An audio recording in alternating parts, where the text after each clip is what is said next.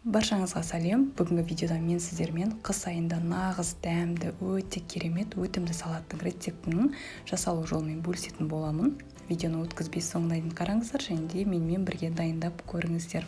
Бізге қажетті қызанақ, қияр, тәтті бұрыштың кез келген түрі жарайды. Менде осындай көк түрін қостым. Және де ащы бұрыш, чеснок, тұз, қант, сұйық май және де уксус қажет болады. Ең алдымен біз ет тартқышымыздан ащы бұрыш пен чеснокты өткізіп алатын боламыз. Өзін бөлек табаққа салып қоятын боламыз. Содан соң артынша помидорымыздың барлығын өткізіп аламыз. Барлық құрамдарды описаниеге жазып қалдыратын боламын. Және де біздің помидорымыз дайын. Үстінен қайнатпай суық күйінде біздің болгар бұрышымызды салып, барлығын жақсылап араластырып аламыз да 15 минут қайнатамыз. 15 минут қайнап шыққан күйі араластырамыз және де үстінен біздің тұз, қантымызды саламыз. Барлығын жақсылап араластырып аламыз. Бұл бізде 15 минут қайнағаннан соң үстінен қант, тұз және де ащы бұрыш пен чесноктарын салып тастайтын боламыз. Қазір мінекей біз ащы бұрышымыз бен чесногымызды саламыз. Тағы да бір рет жақсылап араластырып алатын боламыз.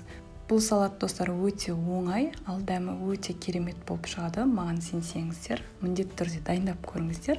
Ал енді келесі кезекте үстінен біздің жаңағы қиярымызды салатын боламыз. Қиярдың да барлығын салып жібереміз. Тағы да бір рет араластырып қоямыз. Біз осы жерде қиярымызды салған соң 10 минут қайнатып алдық. Мінекей 10 минут қайнап шыққан соң үстінен сұйық май құятын боламыз. Сұйық майдың иісі жоқ түрін қолданатын боламын. Араластырып аламыз. Енді соңында біз уксусымызды құямыз. Мен уксустың 70%-ын қолдандым. Тағы да бір рет араластырып аламыз да біздің салат дайын болғанша 15-20 минут көлемінде орташа отта пісіріп алатын боламыз. Мінекей достар, біздің салатымыз дайын болды. Өте дәмді, өте керемет болып шықты. Алдын ала залалсыздандырылған банкаларымызға салып шығатын боламыз. Менде осы салаттан 5 литр шықты, 5 банка.